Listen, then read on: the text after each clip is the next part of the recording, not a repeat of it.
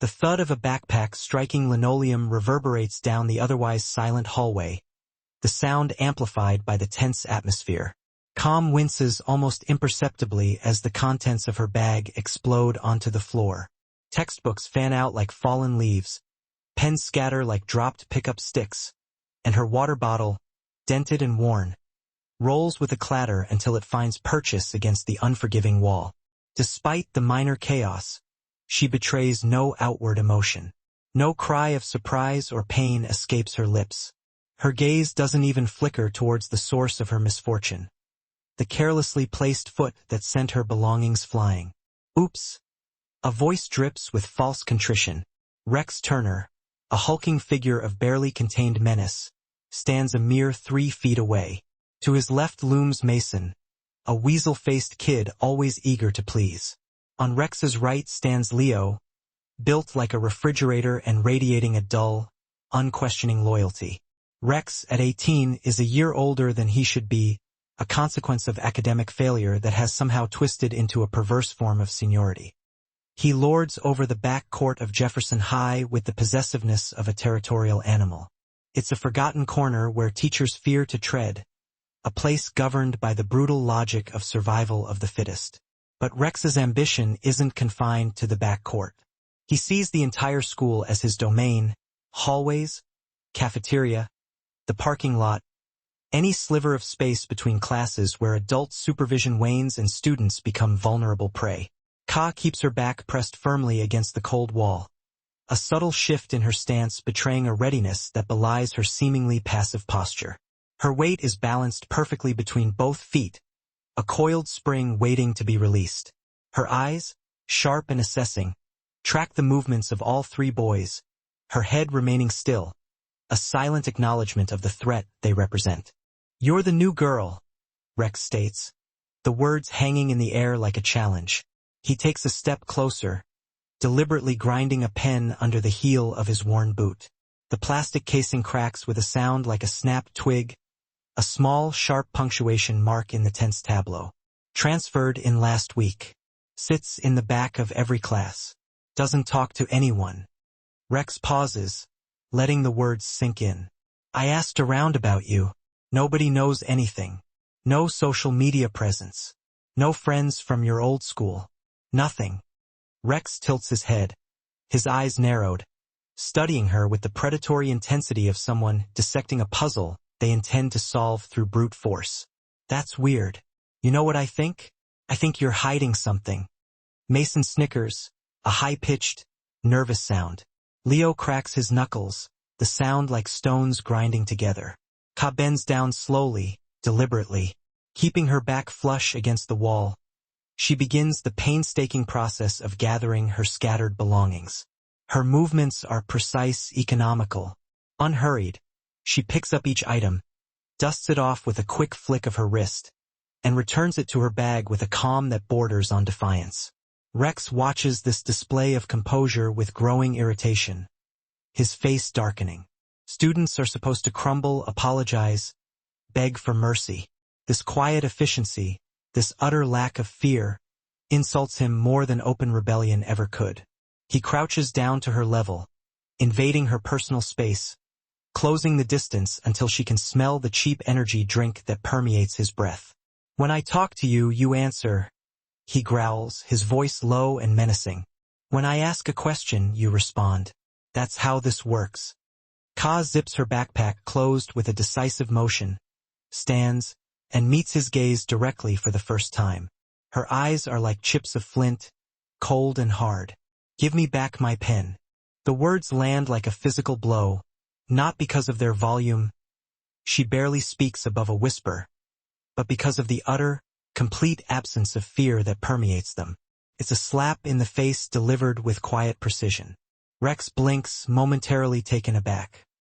He looks down at the crushed pen under his shoe, the evidence of his petty cruelty, then back at her face, searching for the telltale crack in her composure that he's convinced must exist somewhere, hidden beneath the surface.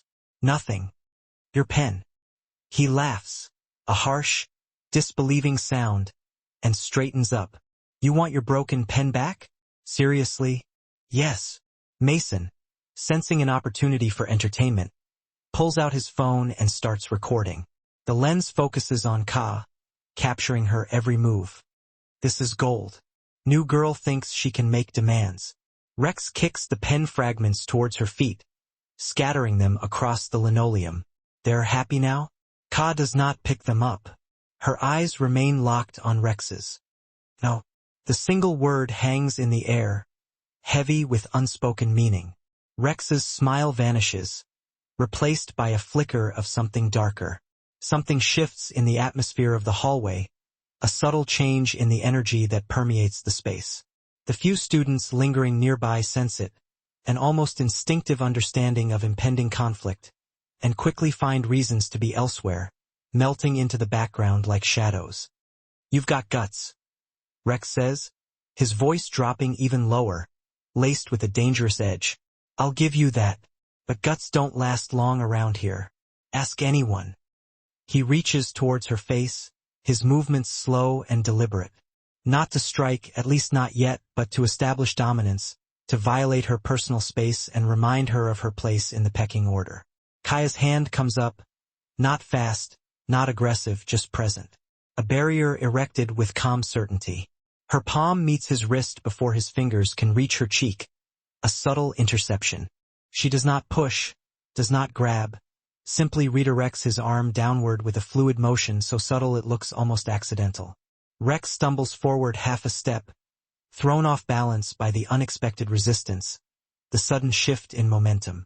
For 2 heartbeats, nobody moves. The only sound is the ragged rasp of Rex's breathing. Then Rex yanks his arm back, his face flushing a furious red. Lucky, he spits, the word dripping with venom.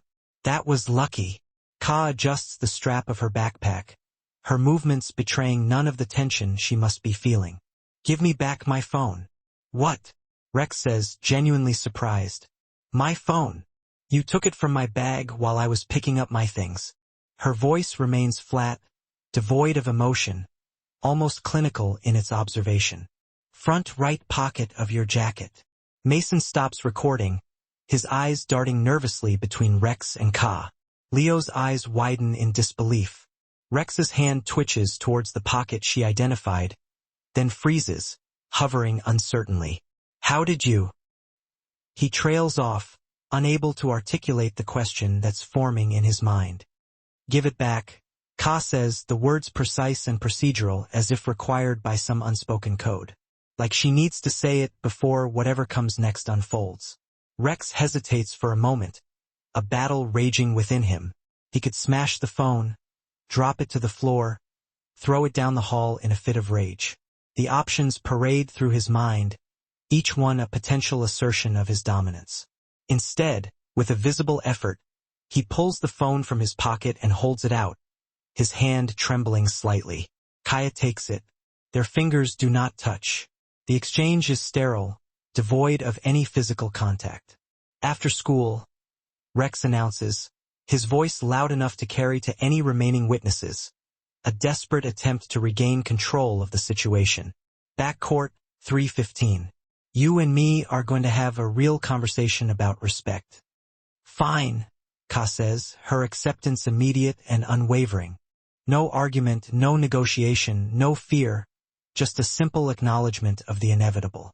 Rex stares at her for a long moment, his eyes searching, probing, trying to understand what he is looking at, what kind of person stands before him. Then, defeated and frustrated, he turns and walks away, snapping his fingers for Mason and Leo to follow. Ka watches them disappear around the corner, their retreating figures casting long shadows down the hallway.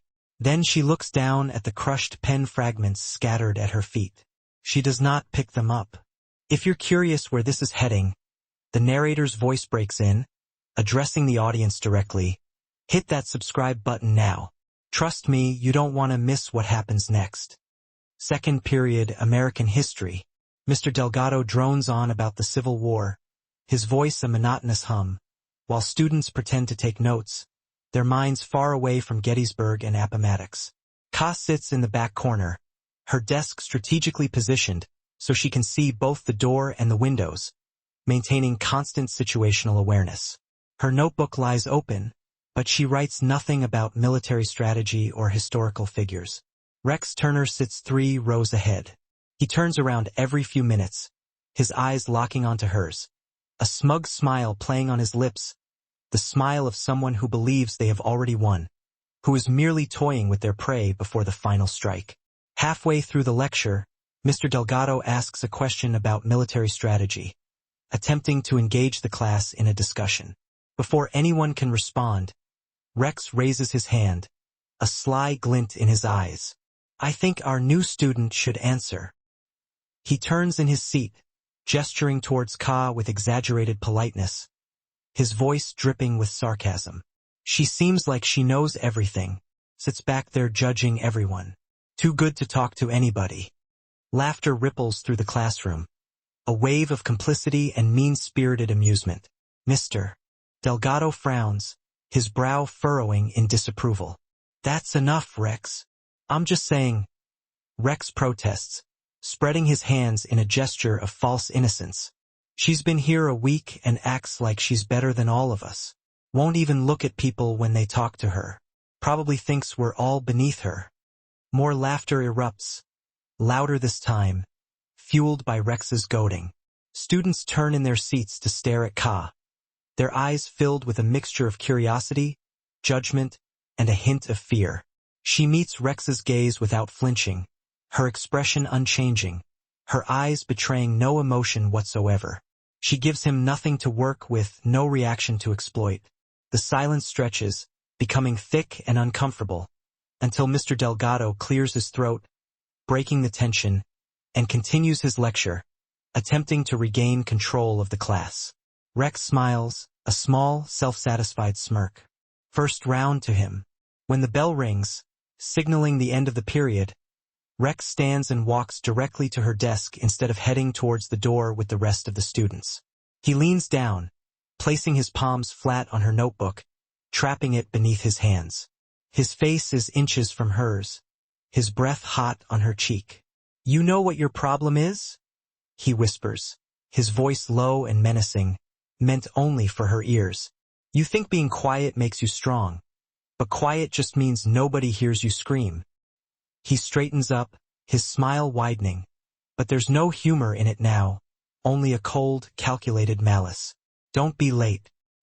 He walks out, leaving her alone at her desk. Ka looks down at her notebook. 2 dusty palm prints mark the page where Rex leaned, a physical manifestation of his threat. She tears the page out, crumples it into a tight ball, and drops it in the trash can on her way to 3rd period, erasing the evidence of his intrusion. The cafeteria roars with the cacophony of lunchtime chaos. Trays clatter against hard surfaces. Conversations overlap and intertwine, creating a deafening din. The smell of overcooked pasta, greasy and unappetizing, mixes with the harsh scent of industrial disinfectant, creating an olfactory assault. Ka sits alone at a corner table, separated from the throng, eating a sandwich she brought from home, carefully wrapped in wax paper. The tables around her remain conspicuously empty, not accidentally. Word travels fast at Jefferson High, especially when it involves defying Rex Turner. The new girl who talked back to Rex Turner. The new girl with a death wish. She notices the stares, the whispers that follow her as she moves through the crowded room, the way students subtly point when they think she cannot see. A group of girls at the next table keeps glancing over, their faces etched with a mixture of curiosity and apprehension. One starts to stand, perhaps to approach, maybe to offer a gesture of solidarity, however small. But her friend pulls her back down, shaking her head urgently, her eyes wide with warning. Getting involved means becoming a target, and no one wants to draw Rex's attention. Ka catalogs everything, her mind working like a computer, processing information and assessing threats. For exits, 2 main doors, 1 service entrance, 1 fire door. Security cameras cover the center of the room, but leave blind spots in the corners, offering pockets of anonymity. 1 teacher monitors 300 students while scrolling through her phone, oblivious to the undercurrents of tension swirling around her. Mason approaches, his face a mask of malicious glee. He does not sit down, just stops at her table, his phone raised, and snaps a photo before she can react, the flash momentarily blinding. Smile, new girl. You're about to be famous. He walks away, his thumbs already flying across the screen, typing furiously. Within minutes, Kaya's phone buzzes incessantly, notifications flooding the screen. A group chat she never joined, her photos circulating with captions ranging from crude to cruel. Lonely loser alert. Dead girl walking. Rex is going to destroy her. Ka reads every message, her expression unchanging, then puts her phone away and continues eating her sandwich, ignoring the digital barrage. Footsteps approach from behind, heavy and deliberate. Leo appears carrying a full tray. He walks past her table, then stops abruptly, turns, and looks down at her lunch with theatrical disgust, wrinkling his nose as if offended by the mere sight of it. Brought your own food? He sneers, his voice loud enough to attract attention. What? Our cafeteria not good enough for you? Ka does not respond. She pointedly ignores him and continues eating her sandwich. I asked you a question, Leo says, his voice rising in anger. She takes another bite, chewing slowly and deliberately, her eyes fixed on some distant point. Leo's face reddens, his expression hardening. He glances around, confirming that he has an audience, that his actions are being witnessed and appreciated. Then, with a swift, deliberate motion, he tips his tray, sending its contents cascading onto Ka's table in a shower of red and beige. Spaghetti and sauce cascade onto Ka's table, a grotesque parody of a meal. Red splatter hits her notebook, staining the pages. Noodles drape across her sandwich, clinging to the bread like grotesque worms. The tray clatters against the surface, the sound echoing through the suddenly silent room. The cafeteria falls silent, the cacophony of lunchtime abruptly extinguished. Hundreds of eyes turn towards the corner, drawn by the spectacle. Ka looks at the mess covering her lunch, her notes, her hands. She stands slowly, deliberately, picks up a napkin, and wipes the sauce from her fingers with methodical precision, her movements betraying no emotion whatsoever. She says nothing. The silence stretches, becoming almost unbearable. Students wait, breathlessly anticipating the breakdown. The tears, the screaming, the dramatic reaction that will fuel gossip for weeks. Ka gathers her ruined belongings, places them in the trash can with a quiet finality, and walks towards the exit without looking back, her head held high. The crowd parts for her, creating a path through the throng. Leo stands frozen, his triumph incomplete, uncertain why this victory feels so hollow. He got the reaction he wanted from the audience, laughter, phone cameras, content for group chats. But the girl herself gave him nothing, no satisfaction. Someone whispers, loud enough to carry. What's wrong with her? Leo has no answer. 20 minutes later, Ka sits in a bathroom stall, methodically cleaning sauce from her backpack with wet paper towels. Her hands move efficiently, her movements economical, betraying no wasted motion.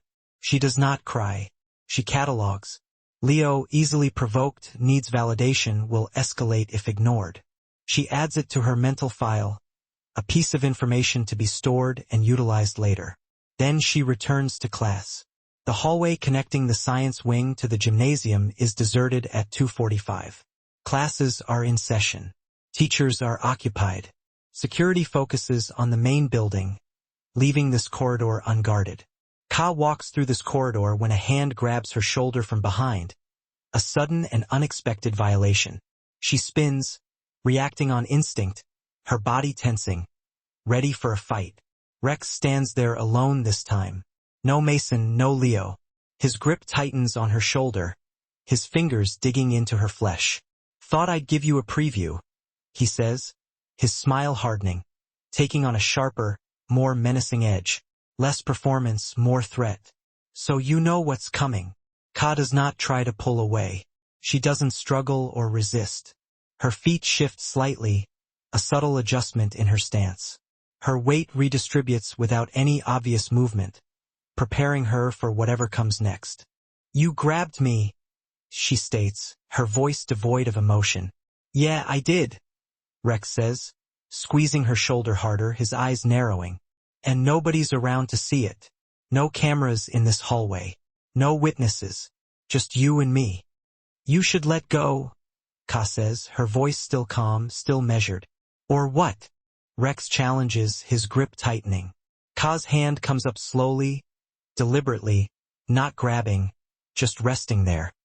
A light touch on his wrist. Or you'll regret it. Rex laughs. A harsh, disbelieving sound. Tough talk from someone half my size. But his eyes flicker to her hand on his wrist. His gaze lingering for a moment. Something about her calm demeanor, her unwavering gaze, unsettles him more than he wants to admit. He releases her shoulder, stepping back slightly, breaking the physical contact. 3:15, he repeats, his voice losing some of its earlier bravado. Don't make me come find you. He turns and walks away, disappearing around the corner. Ka stays in the empty hallway for a moment, alone with her thoughts. Her hand trembles slightly, a barely perceptible tremor, not from fear, but from restraint, from the effort of holding back. She takes 3 deep breaths, focusing on controlling her breathing, calming her nerves. The trembling stops. Then she continues to class. 6th period, English literature. Mrs. Patterson analyzes a Hemingway short story, dissecting themes of courage and resilience.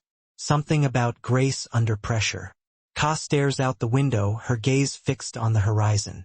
The back court is visible from here, a bleak and desolate space. Empty concrete stretches in every direction. A rusted basketball hoop, bent at an impossible angle, stands as a monument to neglect.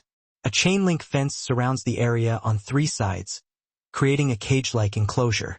No cameras, no supervision. The place where Rex conducts his business, where he enforces his own twisted brand of justice. In 45 minutes, she will stand there alone against 3. The odds are not in her favor. She knows this. She accepted anyway, making a conscious decision to face the challenge head-on. Mrs. Patterson calls on her, interrupting her thoughts. A question about the protagonist's motivation, an attempt to draw her into the discussion. Ka answers correctly, reciting the relevant passages from memory without looking away from the window, her eyes still fixed on the back court. At 2:50, Ms. Harper intercepts her in the hallway, blocking her path. The school counselor stands outside the door to room 214, her arms crossed, her expression unreadable. Her lanyard swings slightly as she steps into Ka's path, preventing her from moving forward. We need to talk, Ms. Harper says, her voice firm but concerned. I have somewhere to be. The back court, Ka replies, her tone neutral. I know, Ms. Harper says, her voice softening slightly. She does not move, refusing to let Ka pass. I've been a counselor here for 11 years. I know what happens there. I know who runs it. And I know you're walking into something you might not walk out of. Ka meets her eyes, her gaze unwavering. Then you know I don't have a choice. There's always a choice, Ms. Harper insists. Not the kind you're thinking of, Ka says, her voice laced with a hint of weariness. She glances at the clock on the wall. 12 minutes until 3:15. If I run, he follows. If I hide, he finds me. If I report it, he denies everything and I become a target forever. The only way through is through. Miss Harper studies her for a long moment, her expression thoughtful. You're not a typical student, she observes, her voice quiet. No, Ka acknowledges. I made some calls today. Your previous school, your records. The counselor's voice softens even further, her eyes filled with a mixture of understanding and concern. I know about the program. I know what they trained you for. Ka's expression does not change, but something shifts behind her eyes. A flicker of recognition, a subtle tightening of her jaw. Then you know I can handle myself. I know you could hurt someone badly if you lose control, Miss Harper says, stepping closer, lowering her voice. That's what worries me. The clock ticks, counting down the minutes. 10 minutes until 3:15. I won't lose control, Ka says, her voice firm, her gaze unwavering. How can you be sure? Ms. Harper asks, her voice filled with doubt. Ka does not answer immediately. Her hand moves unconsciously toward the bandage on her wrist, a subtle gesture that betrays the pain she keeps hidden beneath the surface. Because last time I did, and I'm still paying for it. She walks past Ms. Harper before the counselor can respond, leaving her standing alone in the hallway, filled with worry. The final bell rings at 3:05, releasing a surge of pent-up energy. Students flood the hallways, rushing towards freedom, eager to escape the confines of the school. Ka moves against the current, heading towards the back of the building while everyone else pushes towards the front, her path taking her towards the inevitable confrontation. Rex finds her near the gymnasium entrance, intercepting her before she can reach the back exit. He appears from a side corridor, stepping directly into her path, blocking her way. No Mason, no Leo, just him, standing in her way with his shoulders squared and his jaw set, his eyes filled with a predatory gleam. "Wanted to make sure you didn't get lost," he says, his voice laced with sarcasm. Ka stops, waits, her expression betraying nothing. "You know what I've been thinking about?" Rex moves closer, crowding her space, invading her personal bubble. "Why you're so calm? Nobody's this calm. Not when they know what's coming." "Maybe I know something you don't," Ka says, her voice quiet, almost a whisper. Rex laughs, short and sharp, a sound devoid of humor. "Yeah, like what?" He shoves her shoulder, the force of the blow intended to knock her off balance, send her stumbling into the wall. Physical punctuation to verbal threats.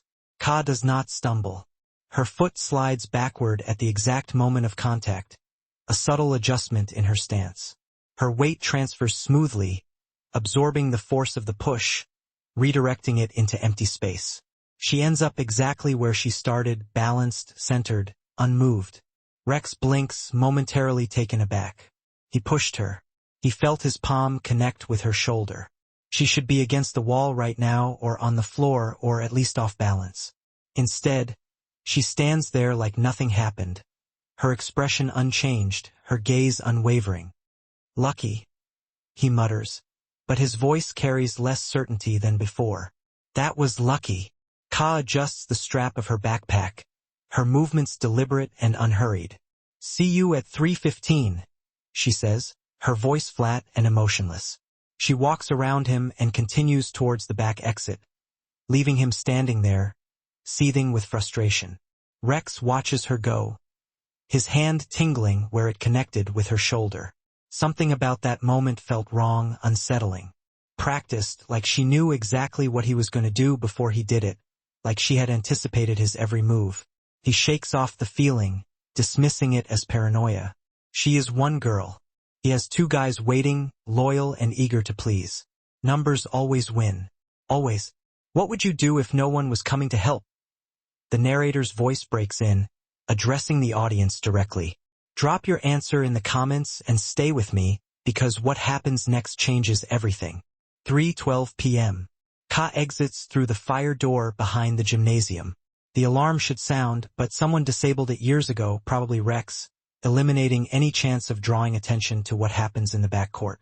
The back court opens before her, a desolate expanse of cracked concrete stretching in every direction. Weeds push through the gaps in the pavement, reclaiming the space, a testament to years of neglect. Faded basketball lines mark a court that nobody uses for sports anymore, a ghost of its former purpose. A single rusted hoop stands at the far end, bent at an angle that makes scoring impossible, a symbol of broken dreams. Chain-link fence on three sides, creating a cage-like enclosure. The gymnasium wall on the fourth, offering no escape. No windows overlook this space, no eyes to witness what unfolds. No cameras record what happens here, ensuring anonymity. 3:14 p.m. Rex waits in the center of the court, his arms crossed, his expression a mixture of arrogance and anticipation. Mason stands to his left, his phone already recording, the red light blinking like a warning. Leo guards the fire door, his bulk filling the doorway completely, effectively blocking the only exit. His arms are crossed, his stance menacing, a silent declaration of his unwavering loyalty. "You actually came," Rex says, his voice laced with genuine surprise. Most people run. Most people beg their parents to transfer them before they have to face me. I'm not most people, Ka replies, her voice calm and even. She walks forward, stopping 10 feet from Rex, maintaining a safe distance. Her backpack stays on, its weight a familiar comfort. Her hands stay visible at her sides, a sign that she is not immediately threatening. Her feet position themselves shoulder-width apart, providing a stable base. Weight evenly distributed, ready to move in any direction. The afternoon sun hangs low in the sky, casting long, distorted shadows across the concrete, creating an atmosphere of unease. A cold breeze sweeps through the court, carrying the distant sound of buses pulling away from the front of the school, transporting students towards home and safety. Normal life continues out there, oblivious to the drama unfolding in this forgotten corner of campus. Students heading home, parents waiting in pickup lines, unaware of the darkness lurking just beyond the school walls. Here's how this works, Rex announces, circling her slowly, his footsteps echoing against the concrete, amplifying the tension. You apologize publicly, loudly, for disrespecting me. Then you pay the new student tax, $20 a week for protection. Protection from who? Ka asks, her voice calm, her eyes following his movements. Rex's smile widens, revealing a flash of teeth. From me. He completes his circle, returning to his starting position, his eyes locking onto hers. Mason adjusts the camera angle, ensuring that he captures every moment of the confrontation. Leo shifts his weight, impatient for the inevitable violence to begin. Counter-offer, Ka says, her voice cutting through the silence, stopping Rex mid-sentence. Excuse me, Rex says, his brow furrowing in confusion. Walk away right now, Ka says, her voice firm, her gaze unwavering. Pretend this never happened. Leave me alone. Silence hangs in the air, thick and heavy. Then laughter erupts, sudden and explosive.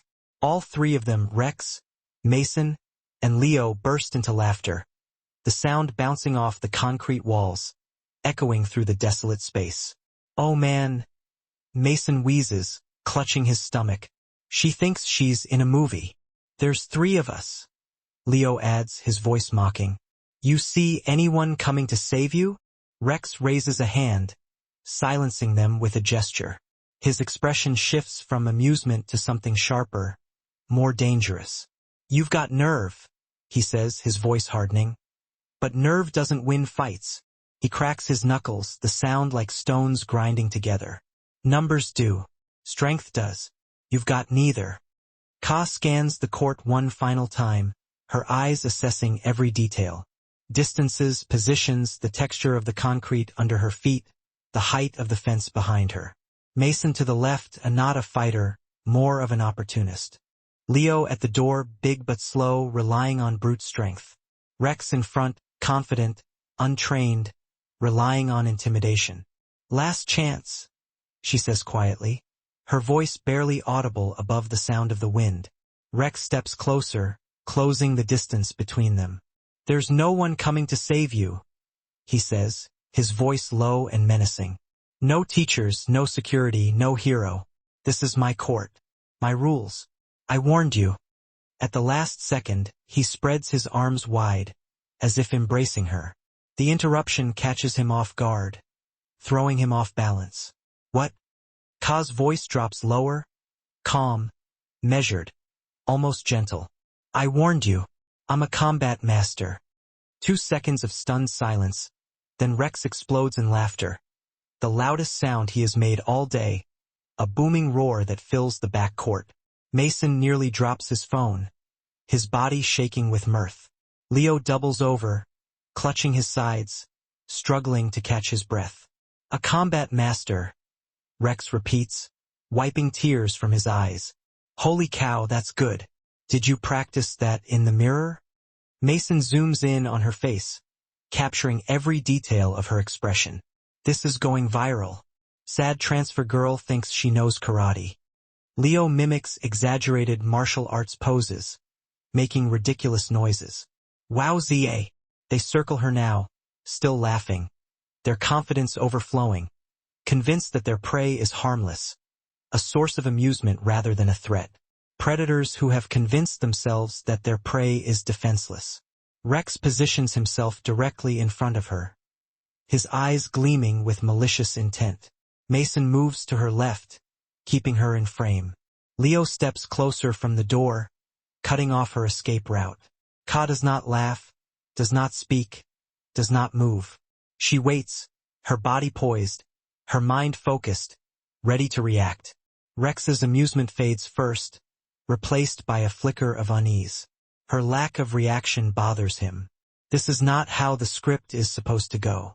People beg, people cry, people try to run. They do not stand perfectly still with their weight balanced and their breathing steady, their eyes locked on his. "All right," he says, his voice hardening, the laughter gone. "Fun's over." He reaches forward, his fingers aiming for her collar, intending to grab her and drag her into the humiliation he has planned. The distance closes. His hand extends. Contact. And everything changes. 2 seconds. Rex's fingers close around the fabric of Kaya's collar, his grip tightening, his knuckles turning white. His arm pulls backward, ready to yank her forward into whatever demeaning act he has planned, to assert his dominance through physical force. His hand never completes the motion. Kaya moves, her actions precise and economical, betraying years of training and discipline. Her left palm rises to meet his wrist, intercepting his attack.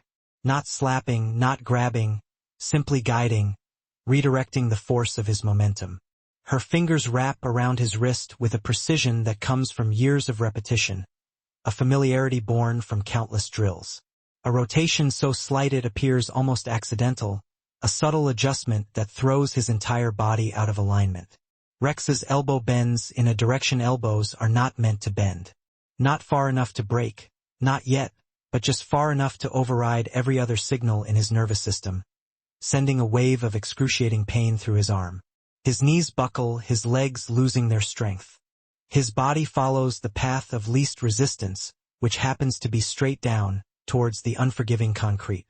His back hits the ground with a sickening thud, the impact forcing air from his lungs in a sharp grunt. His eyes stare upward at the gray sky, trying to process what just happened, struggling to comprehend the sudden and unexpected reversal of fortune. 1 second. Mason reacts on instinct, his loyalty overriding his fear. The phone stays clutched in his left hand, still recording, capturing every moment of the unfolding drama, while his right arm reaches for Kaya from behind, attempting to stop her, to protect Rex. She is already turning, her movements fluid and graceful, her body a weapon. His wrist meets her grip, his momentum working against him. The same rotation, the same controlled application of force, the same devastating result. The pressure bore down on the same vulnerable joint, each ounce calibrated with excruciating precision. Mason's elbow locked, the joint screaming as it passed its natural limit. Hyperextended, just enough to steal his mobility, leaving him paralyzed by pain. The phone, slick with sweat, betrayed him. It tumbled from his nerveless fingers, clattering against the unforgiving concrete. The screen took the brunt of the fall, a spiderweb of cracks blooming instantly across its surface. The sound, sharp and final, echoed through the deserted court, a morbid punctuation mark to the unfolding drama. Mason crumpled, sinking to his knees, not from Kaya's direct force, but because kneeling offered a fraction of relief from the torment that standing amplified. 2 seconds. That's all it took. Leo watched it all, every minute twitch and flinch, an unwilling spectator to a scene he couldn't reconcile. His brain fired frantic commands. Move, intervene, help your friends, do something, but his legs seemed to have declared their independence, paralyzed by a fear that transcended loyalty. He took a tentative step forward, a pathetic inching towards Kaya, then froze. His eyes locked onto hers across the court. Something in her gaze, a cold, unwavering intensity, slammed the brakes on his courage. Instead of advancing, he retreated. 1 step back, then another and another until his shoulders bumped against the chain-link fence. The metal rattled, a sound like hesitant, scattered applause, a mocking soundtrack to his cowardice. A heavy silence descended upon the back court, unlike any he'd experienced. It wasn't just the absence of noise. It was a palpable thing, a suffocating blanket that pressed against eardrums and amplified the frantic thump of his own heartbeat until it sounded like a war drum. Rex lay sprawled on his back, chest heaving in ragged gasps. The technique Kaya had employed, though brutally effective, hadn't inflicted lasting physical damage. His labored breathing was a testament to fear, a primal terror that exacted a heavy toll on his body. He was paying in full. Mason remained frozen, kneeling on the unforgiving ground, cradling his wrist as if it were a fragile bird.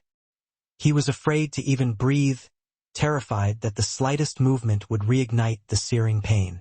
Leo flattened himself against the fence, trying to merge with the cold metal, wishing he could simply phase through it and disappear. And Kaya, she stood in the epicenter of it all, radiating a quiet power that seemed to amplify the silence. She released Mason's wrist, taking a deliberate step back, creating distance. Her hands returned to her sides, open and visible, a gesture of both defiance and control. "I warned you," she said, her voice carrying with an unnerving calm. "I told you exactly what I am." No one dared to respond. Rex pushed himself up onto his elbows, his eyes fixed on Kaya. "From this angle," he croaked, his voice raw, "Ka looks different, taller, more solid. Like the quiet transfer student was just a costume she's been wearing the whole time." He swallowed hard, struggling to find his voice. What was that?" Kaya remained silent, her expression unreadable. She turned and walked to where Mason's phone lay shattered on the concrete. Picking it up, she examined the damage. The screen was a mosaic of cracks, but the recording app stubbornly persisted, the red dot blinking with relentless precision. She stopped the recording, her movements deliberate and precise. "You filmed everything," she observed, her voice devoid of emotion. "Including the part where he grabbed me first. Including the part where I told you to walk away." The color drained from Mason's face, leaving him pale and clammy. The implications hit him, a wave of nausea washing over him. Evidence. Documentation. A video that unequivocally proved who initiated physical contact. We were just, he stammered, his bravado dissolving into pathetic excuses. "You were going to post it online," Kaya finished for him, her voice flat. "Make me famous. Show everyone the sad transfer girl who thinks she knows martial arts." She turned the phone over in her hands, examining the damage with detached curiosity. "That's what you said." She walked back to Mason and held out the phone. "Take it." He stared at her, his eyes wide with disbelief, as if she were offering him a live grenade. "Take it," she repeated, her voice unwavering. "Keep the video. Show it to whoever you want." Mason's hand trembled as he hesitantly reached out and accepted the phone. "Why would you let me keep this?" "Because I didn't do anything wrong," she replied, her gaze unwavering. "He grabbed me. I defended myself. The video shows exactly that." She paused, a flicker of something akin to amusement in her eyes. If you've ever watched a bully realize they picked the wrong target, you know this satisfying feeling. Smash that like button if you saw this coming, and stay until the end because the real satisfying part is still ahead. Rex finally found his feet, rising slowly, deliberately maintaining maximum distance between himself and Kaya. "You think this is over?" he snarled, but the threat in his voice sounded hollow, performative. "You think you can humiliate me and walk away?" Kaya turned to face him fully, her expression unreadable. "I didn't humiliate you, Rex," she said, her voice carrying no anger, no triumph, only exhaustion. "You humiliated yourself. You brought your friends here to intimidate one girl. You filmed it so everyone could watch. You announced it publicly so the whole school would know the time and place." She paused, her gaze sweeping over the scene. "Everything that happened here, you organized it, you promoted it, you sold tickets to your own defeat. The truth landed harder than any physical strike. Rex opened his mouth to retort, but no sound emerged. He clamped his jaw shut, then opened it again, but the words remained trapped in his throat. The fire door squeaked open, breaking the oppressive silence. All 4 students turned towards the sound, their eyes widening in surprise. Ms. Harper, the school counselor, stood in the doorway, her expression unreadable, her eyes calmly cataloging the scene with practiced efficiency. Rex, breathing heavily, his face flushed with anger and embarrassment. Mason, clutching a cracked phone, his arm held stiffly against his side. Leo, pressed against the fence, trying to become invisible. Kaya, standing alone in the center of the court, radiating an unnerving calm. Interesting gathering. The counselor's voice carried across the concrete, cutting through the tension. Mind explaining why 3 students appear to be having simultaneous panic attacks while the 4th looks like she just finished a yoga session? Rex recovered first, his face contorting with righteous indignation. She attacked us. The new girl. She just started hitting people for no reason. She's insane. Ms. Harper's eyebrow arched slightly. Is that your official account? We have proof. Rex gestured frantically at Mason. Show her the video. Show her what this psycho did. Mason hesitated, his thumb hovering over the cracked screen. The video that was supposed to document Kaya's humiliation now threatened to expose his own. Go ahead, Kaya said, her voice calm and steady.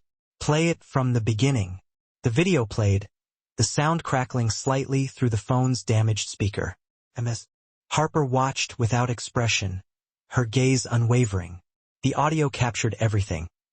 Rex's demands, the arrogant laughter at Kaya's warning, the moment Rex grabbed her collar, the 2 seconds of swift, brutal efficiency that followed. When it ended, the oppressive silence returned, thicker than before. Interesting, Ms. Harper said again, her tone carefully neutral. She turned to Rex, her gaze unwavering. In that video, I see a student grab another student by the collar in an aggressive manner. I see that student defend herself using the minimum force necessary. I see no punches thrown, no kicks, no injuries beyond wounded pride. She took a step closer to Rex, her presence suddenly imposing. What I do not see is an unprovoked attack. What I see is self-defense. Rex sputtered, his face turning a mottled red. That's not. She can't just. My father knows people on the school board. She'll be expelled by morning.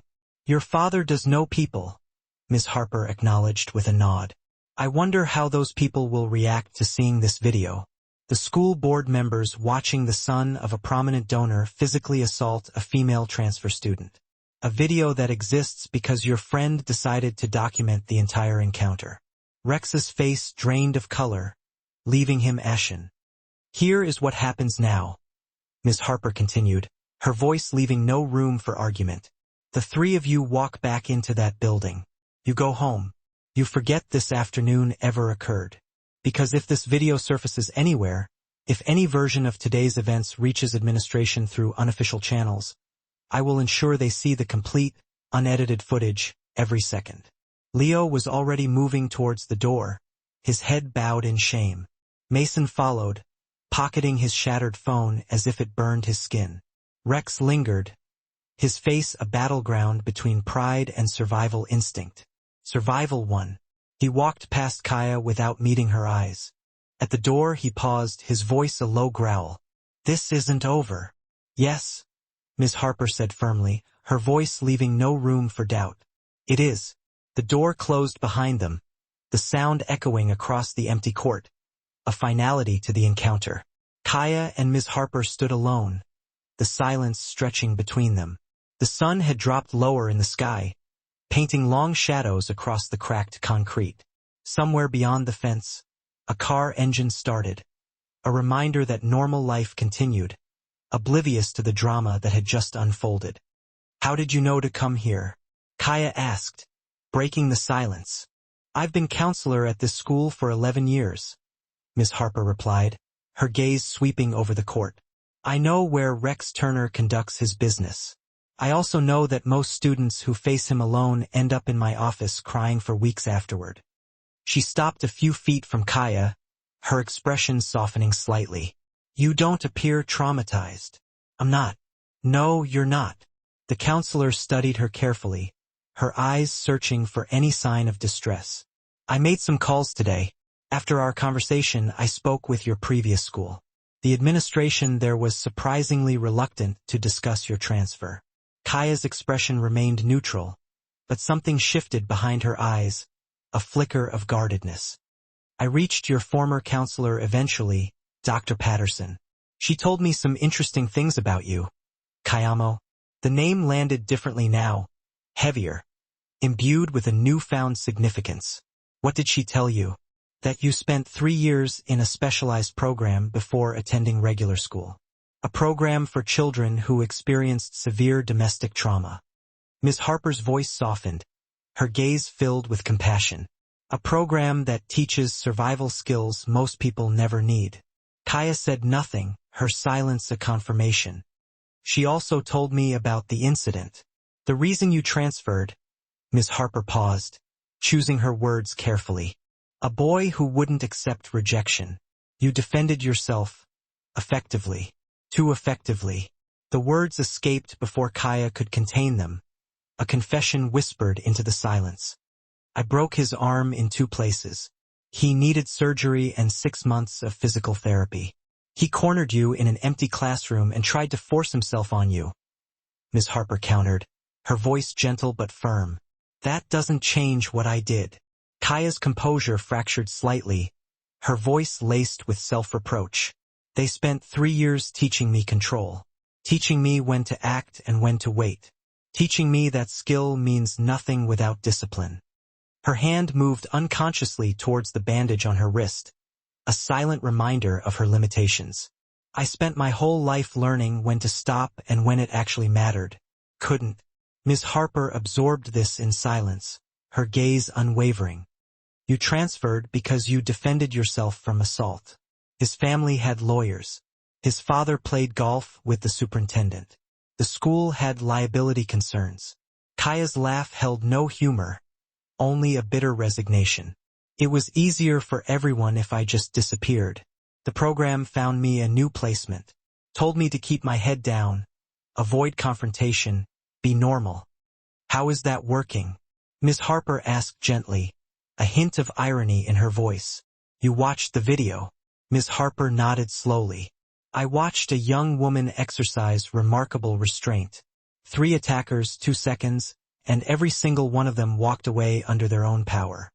She paused, her gaze piercing. You think I don't recognize control when I see it? Rex Turner has terrorized this school for 2 years. He's never faced anyone with actual training. If you wanted to hurt him, truly hurt all 3 of them, you could have. The fact that they're walking home right now instead of riding in ambulances tells me exactly who you are. I'm a weapon, Kaya whispered, her voice barely audible. That's what they made me. That's all I'll ever be. That's what you were trained to become, Ms. Harper corrected, placing a hand on her shoulder, her touch surprisingly firm. What you choose to be is something else entirely. Kaya shook her head, her eyes filled with a deep-seated weariness. Other students worry about grades and friends and college applications. I worry about accidentally destroying someone who bumps into me in the hallway. It's not the same. No, it's not, Ms. Harper agreed, squeezing her shoulder gently. But different doesn't mean broken, and carrying weight doesn't mean carrying it alone. She paused, her voice softening. Have you ever felt like you were carrying something no one else could understand? The next morning arrived gray and cold, mirroring the uncertainty that gnawed at Kaya's insides. She walked through Jefferson High's front entrance at 7:45, the familiar routine feeling strangely alien. Her backpack hung from one shoulder, a weight that seemed heavier than usual. The bandage on her wrist peeked from beneath her sleeve, a constant reminder of the violence she carried within her. The hallway looked the same as every other morning. Lockers slamming, conversations overlapping, students rushing towards first period. Their faces a mixture of anticipation and dread. But something had changed. a subtle shift in the atmosphere that Kaya couldn't quite define. She felt it in the way people looked at her. Not the hostile stares from yesterday, the glares filled with resentment and contempt. Not the pitying glances of students watching a dead girl walking. Something else.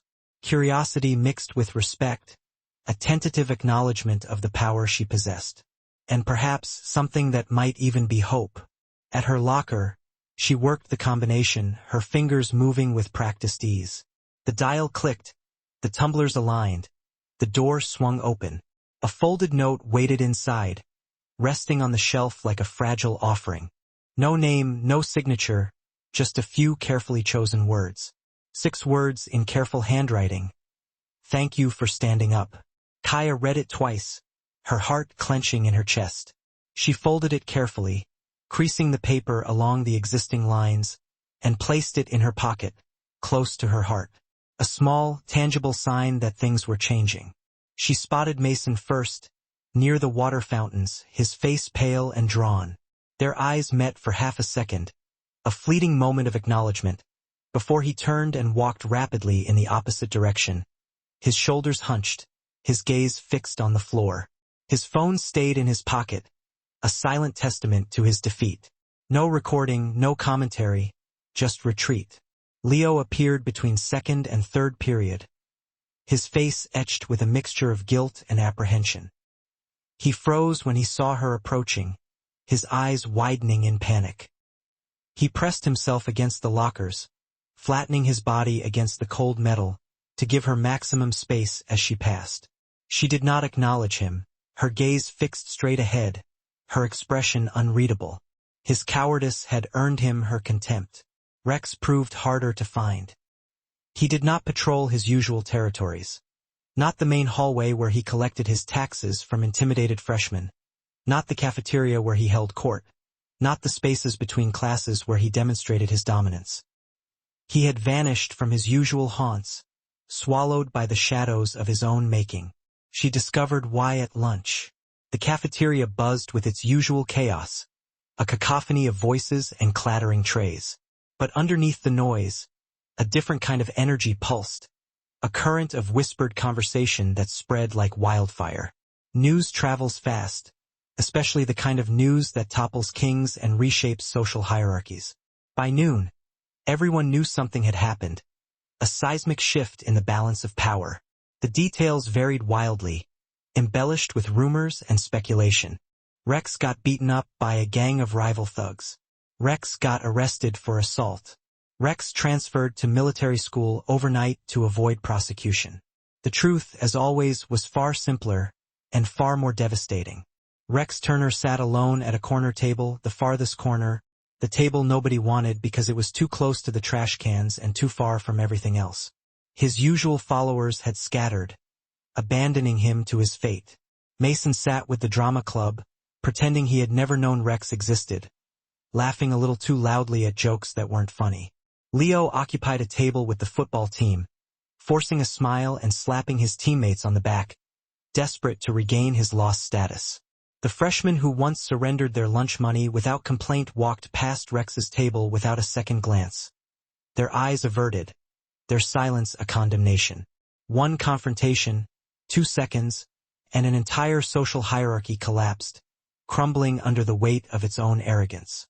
Kaya took her usual seat in the corner, unpacked her lunch, and began eating, ignoring the whispers and glances that followed her every move. A tray slid onto the table across from her, breaking the invisible barrier of isolation she had erected. She looked up, her expression guarded. A girl she vaguely recognized sat down, her movements hesitant, her face flushed with nervousness. Brown hair, nervous hands fidgeting with a juice box. "I'm Emily," she said, her voice barely above a whisper. "I sat behind you in English. You probably don't remember." "I remember," Kaya replied, her voice flat. Emily blinked, surprised by her directness. "Oh, well, I wanted to tell you something." She leaned forward, lowering her voice even further, her eyes darting around the cafeteria, checking to make sure no one was listening. "Rex made my life miserable for 2 years. Ever since I reported him for stealing from me freshman year. He never forgave me for talking. Kaya listened without interrupting, her gaze unwavering. After yesterday, Emily continued, her voice trembling slightly. After whatever happened, 3 other students went to Miss Harper this morning. 3 people Rex threatened or hurt. They finally felt safe enough to speak. I didn't report anything. You didn't have to. Emily's smile was small but real, a fragile bloom of hope in the desolate landscape of her fear. You showed everyone he could be stopped, that he's not invincible, that standing up to him is possible. Kaya considered this, her expression unreadable. I didn't do it for anyone else. I just wanted to be left alone. Maybe that's why it mattered, Emily said softly. Kaya shrugged, a flicker of vulnerability in her eyes. You weren't trying to be a hero. You were just being yourself. And yourself turned out to be enough. Across the cafeteria, Rex stared at his untouched food, his face a mask of bitterness and resentment. The king without subjects. The bully without backup. Kaya finished her lunch, savoring the simple act of nourishment. For the first time since transferring, she did not eat alone. The final bell rang at 3:15, its shrill tone signaling the end of the school day. Miss Harper intercepted her near the front doors, her expression neutral, her eyes filled with a quiet understanding. How was your day? She asked. Quiet, Kaya replied, her voice flat. I heard Rex Turner has been referred to the disciplinary committee, Miss Harper said, her tone carefully non-committal. Apparently, several students felt comfortable filing formal complaints about past behavior. Theft, intimidation, harassment. I had nothing to do with that, Kaya said quickly, her voice defensive. I know, Miss Harper replied, her gaze unwavering. That's what makes it meaningful. She paused, reaching into her pocket and pulling out a small card. My direct number, for whenever you need it. She handed it to Kaya, her fingers brushing against hers. Kaya accepted the card, studied it for a moment, and slid it into her pocket next to the anonymous note. A tangible reminder that she was no longer alone. Miss Harper, she said, her voice hesitant. What happens if they come back? Rex won't stay quiet forever. Then we handle it together, the counselor replied, meeting her eyes directly. You're not alone here anymore, Kaya. Whether you wanted allies or not, you've got them. Kaya processed this unfamiliar concept, the idea of support, community, people who knew what she was and stood beside her anyway. Anyway, I'll see you next week, Miss Harper said, breaking the silence. Room 214. I'll be there, Kaya replied, her voice firm. She walked through the front doors into the gray afternoon, the weight of the world feeling slightly lighter than it had before. The parking lot emptied around her. Buses pulled away. Cars disappeared down the street, their taillights fading into the distance. She headed towards the sidewalk, towards home, towards homework and dinner and sleep, towards another day tomorrow, ordinary life, normal routine. Then she saw him. Rex Turner sat on the bench at the edge of campus, the waiting spot for students whose rides ran late. He hunched forward, elbows on knees, staring at the ground, lost in his own thoughts. He looked up as she approached, his eyes filled with a mixture of resentment and resignation. But he did not stand, did not flee, did not posture or threaten or perform. I'm not going to apologize, he said, his voice flat, devoid of emotion. Kaya stopped walking, her body tensing instinctively. I didn't ask you to, she replied, her voice carefully neutral. But I'm not going to bother you anymore. He returned his gaze to the ground, his shoulders slumped with defeat. Or anyone else. My dad's pretty upset about the disciplinary hearing. Turns out his school board friends don't appreciate being associated with someone like me. Bad for their image. Consequences. The word hung unspoken in the air between them. Yeah, Rex laughed bitterly. Turns out those are real. Kaya could walk away, should walk away. Every instinct developed over years of training said to disengage, minimize contact, reduce threat exposure. But something held her back, a flicker of something she couldn't quite name. She sat down on the opposite end of the bench, leaving a wide expanse of space between them. Rex looked at her with genuine confusion, his eyes searching hers for an explanation. "Why? Because you're not the only one who made mistakes," she replied, her voice barely above a whisper. Kaya kept her gaze forward, watching the empty street, her mind replaying the events that had shaped her, the choices she had made, the consequences she had faced. "I hurt someone once, badly, because I lost control," she continued, her voice laced with regret. "Because I forgot that strength means knowing when not to use it. That's why you transferred, among other reasons." They sat in silence, two students with complicated histories sharing a bench on a gray afternoon, each lost in their own private struggles. "What do you do now?" Rex asked eventually, breaking the silence. "When everyone knows what you are. When you can't pretend anymore." Kaya considered the question, the same one she had asked herself for months. The question that had haunted her every step since she arrived at Jefferson High. "You figure out what you want to become instead," she replied, her voice gaining strength with each word. She stood and walked away without looking back, leaving Rex alone on the bench, watching her disappear down the sidewalk. Kaya rounded the corner and paused, her breath catching in her throat. The back court lay ahead, visible through the gap between buildings, a stark reminder of the events of the previous day. Empty now, quiet, bathed in the soft light of the late afternoon sun. She could avoid it, take the long way home, never look at that space again. But something compelled her forward, a need to confront the place where everything had changed.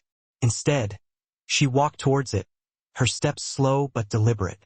The fire door stood closed, its metal surface cool to the touch. The chain-link fence cast diamond shadows across the ground, creating a geometric pattern on the cracked concrete. The place where everything changed looked ordinary now, devoid of the tension and violence that had permeated it just yesterday. Footsteps approached from behind, breaking the silence. Kaya turned, her body tensing instinctively, ready to defend herself. Miss Harper stood at the edge of the court, her face calm and reassuring. "Thought I might find you here," she said, her voice soft. "I wanted to see it again without them." The counselor walked closer, stopping beside her, her presence a quiet affirmation of support. "If they come back," Miss Harper said quietly, her gaze fixed on the empty space. "If Rex rebuilds, if someone else decides to test you, what then?" Kaya looked around the court, her eyes searching for answers in the shadows and sunlight. "Then I'll handle it," she replied, her voice firm. "But I won't go looking for it, and I won't become what they expect me to be." "What do they expect?" Miss Harper asked, her voice gentle, probing. "A weapon? A threat? Someone to fear?" Kaya replied, her voice laced with a quiet defiance. "I spent my whole life being that. I came here to learn how to be something else." "What do you want to be?" The question hung in the air between them, a challenge and an invitation. "Normal," Kaya replied, her voice barely above a whisper. "I want to eat lunch without mapping exits, walk through hallways without tracking threats, make a friend without calculating risks." She paused, her eyes filling with a longing she had tried so hard to suppress. "I want to be the person I would have been if things had been different." Miss Harper nodded slowly, her gaze filled with compassion. "That's a good goal. Is it possible?" Kaya shrugged, her expression uncertain. "I don't know. But you won't find out by hiding or fighting, only by living." Kaya absorbed this, her mind grappling with the weight of the counselor's words. "I should go home," she said, breaking the silence. "Yes," Miss Harper replied, her voice warm. Kaya walked towards the fire door, paused, and turned back to face the counselor. "Miss Harper, thank you for coming yesterday, for believing me today." "That's what I'm here for," Miss Harper replied, her eyes filled with a quiet strength. Kaya disappeared into the building, leaving Miss Harper alone in the fading light. The counselor remained for a moment longer, her gaze sweeping over the spots where three bullies learned a lesson they would never forget, the cracks in the concrete now etched in her memory. 2 seconds, everything changed. Tomorrow will bring new challenges, new tests, new choices. But today, Kaya found something unexpected, something she had almost given up hope of finding. Hope. And sometimes that is enough to start. Thank you for watching. Remember, bullying is never right. If you see someone being bullying, speak up and help them. Be kind to everyone at school. If you like this story, please like and subscribe. Share your thought in the comment below. See you in the next video.